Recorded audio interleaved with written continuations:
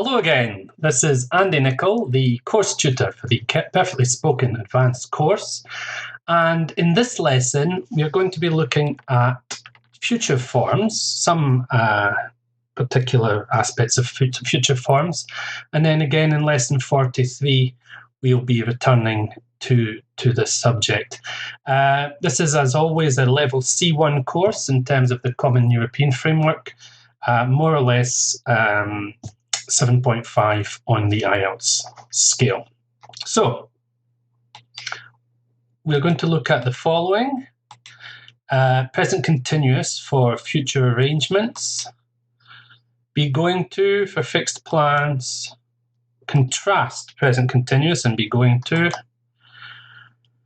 Look at the future continuous, and then we will practice them all a little bit. So, first of all, a bit of the theory of future forms. So the present continuous then, obviously we're all familiar, we can use this to talk about what we're doing now, but of course we can use the present continuous to talk about the future, and specifically future arrangements. That is something that we have arranged for someone else, usually for a specific time and place. It's more than just a plan, more than just an intention. It's something that you have actually organized in some way, arranged.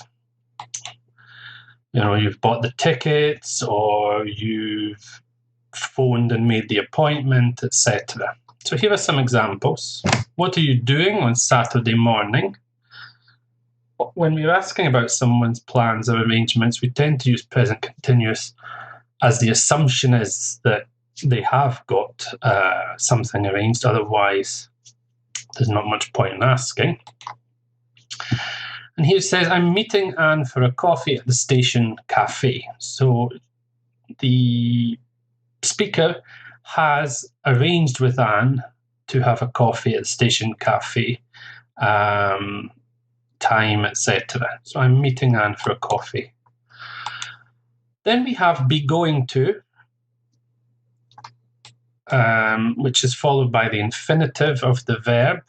So we use be going to form, this is a form rather than a tense, to express future plans and intentions. It's something that we've decided before we speak, but we haven't necessarily acted. We haven't necessarily booked the room, bought the ticket, phoned the person to make the arrangement.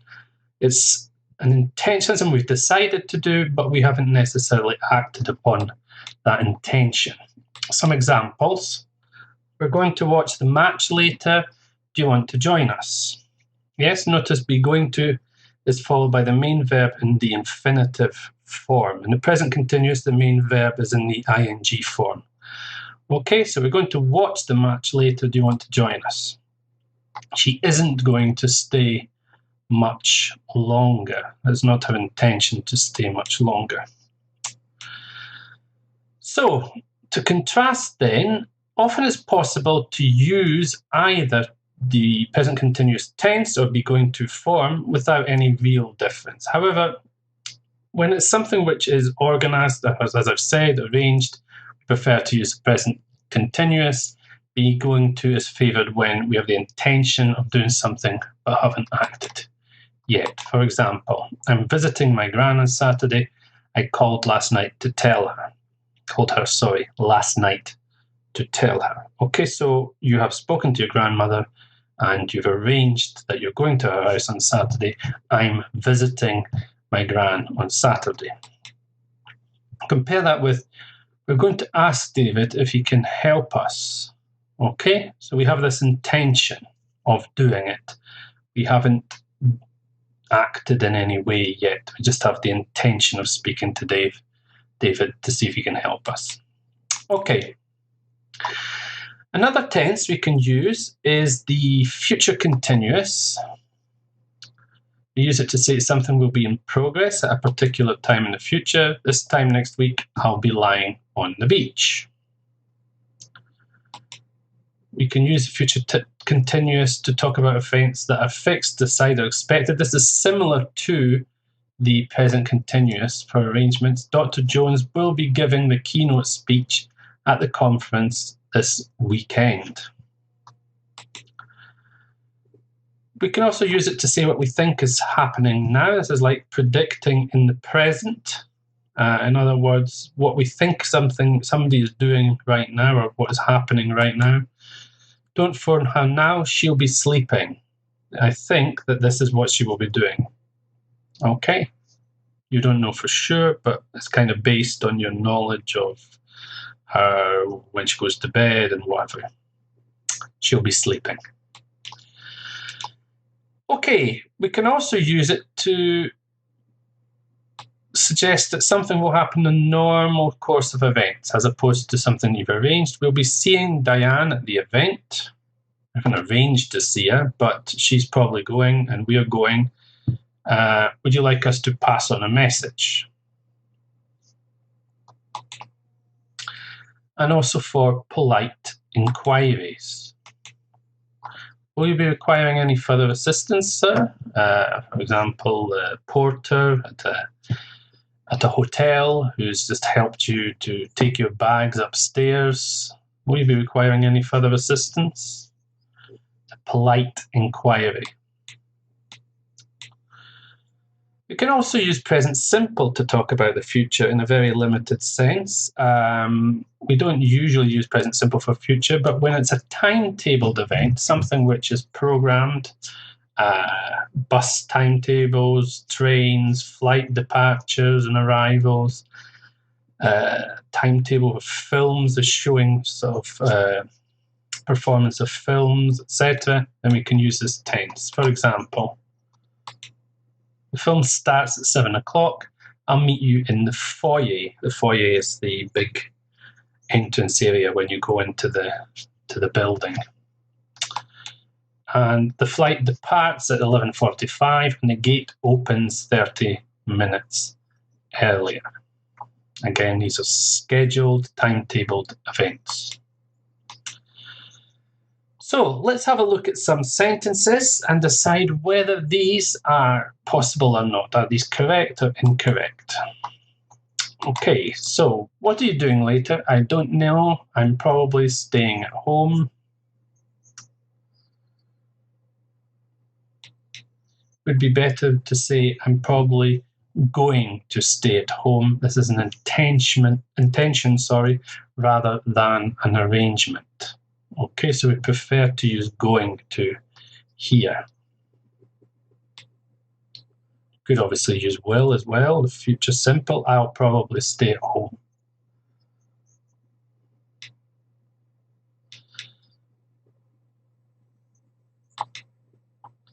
I hope we be relaxing by the pool this time next month. Or for something which is in progress at some point in the future, we use future continuous, but the form is with will plus be plus the ing form of the verb. So I hope we will be relaxing by the pool this time next month. Remember, you can pause the recording at any time if you need a bit of time to think about it. Okay, it's another one. Man looking at his watch in a bit of a hurry. The meeting starts at 9 o'clock sharp. That means on the dot, 9 o'clock. Make sure you're there on time. And this is correct, of course. This is a timetabled event, so we can use present simple. You could use other future tenses here. The meeting is starting at 9 o'clock or will be starting at 9 o'clock, are also possible for fixed events, but we can use the present simple here. Okay, so you've got the actress here with the red hair. When you get to the auditions next week, auditions are to try to get a part in a performance in a play or in a film or whatever, you can't miss me. Okay, I've got red hair and I'm wearing a bright red dress. The next week is obviously in the future. This is not an arrangement, so here we would not tend to use the present continuous. I'm wearing a bright red dress would be now rather than in the future.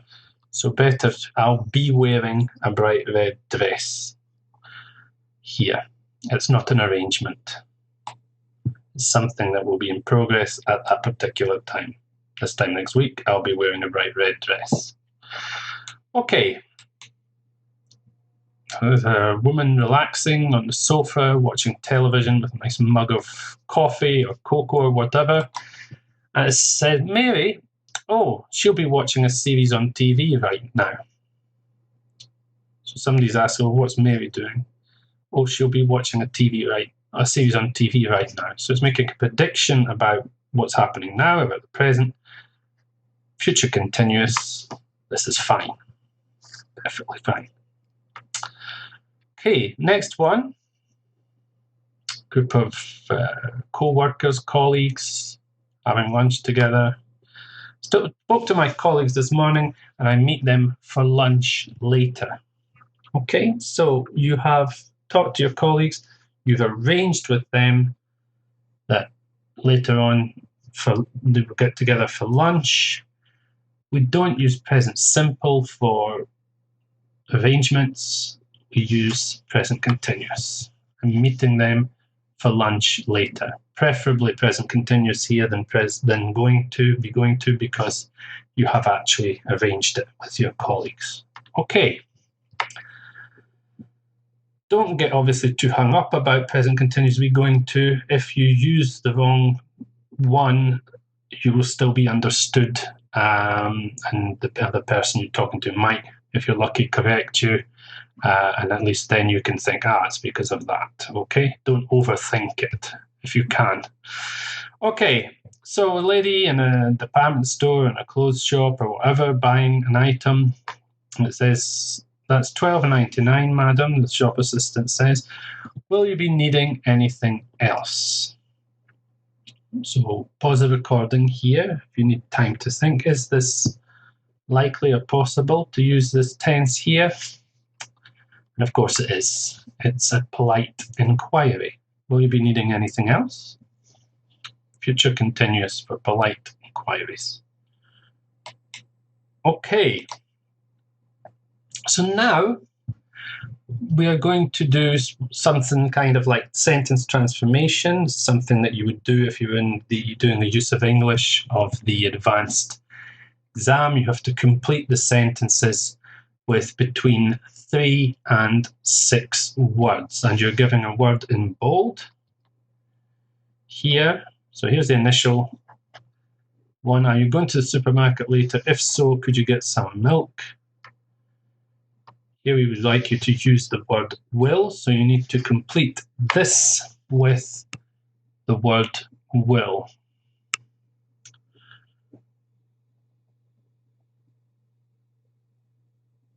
And this is, of course, a polite inquiry. Will you be going to the supermarket later? If so, could you get some milk?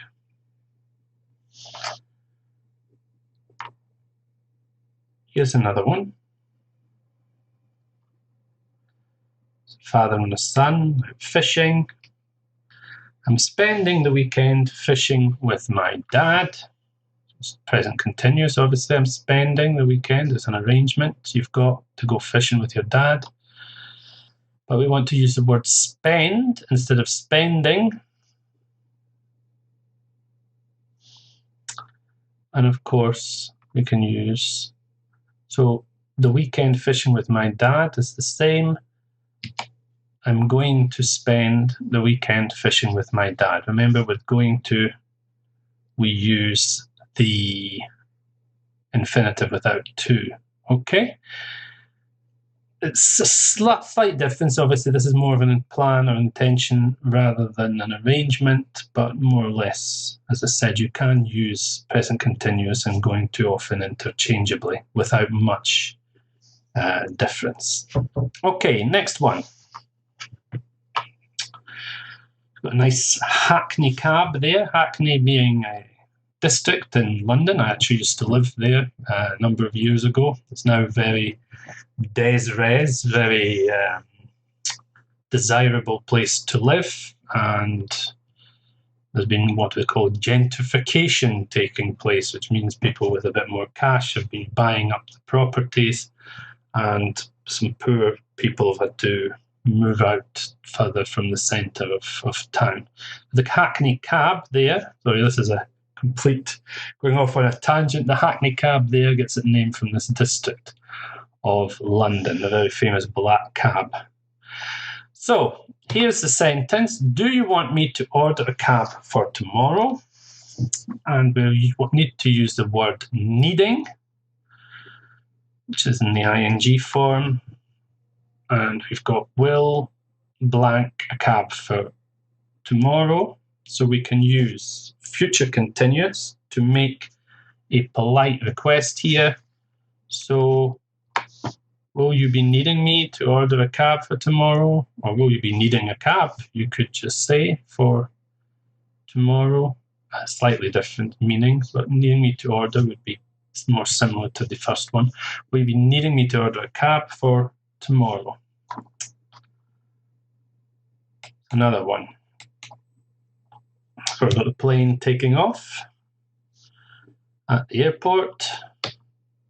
The flight is due to depart from London Stansted at 4:20 or 16:20. So this is something which is scheduled, timetable, and we want to use the word departs. So quite simply, the flight departs from London Stansted at 16:20. Flight departs from London Stansted at 16:20. Okay, so as I said, in lesson 43, we will be looking at this area again, at future forms. In the next lesson, lesson 42, however, we are going to look at a vocabulary area. And this is phrasal verbs with up or down. Okay, so you've got a little arrow going down there, like prices are going down. To go down means to reduce or become less, decrease, going down. So this will be lesson 42 with me, phrasal verbs with up or down. So I hope you found today's lesson useful on future forms with an emphasis on future continuous. In the next, as I say, in lesson 43, we'll be looking at future perfect versus future continuous and other expressions to talk about future plans and arrangements, about to, due to, and so on. For the next lesson, the phrasal verbs. So please do tune in for the next lesson, and thanks for listening. Bye-bye for now.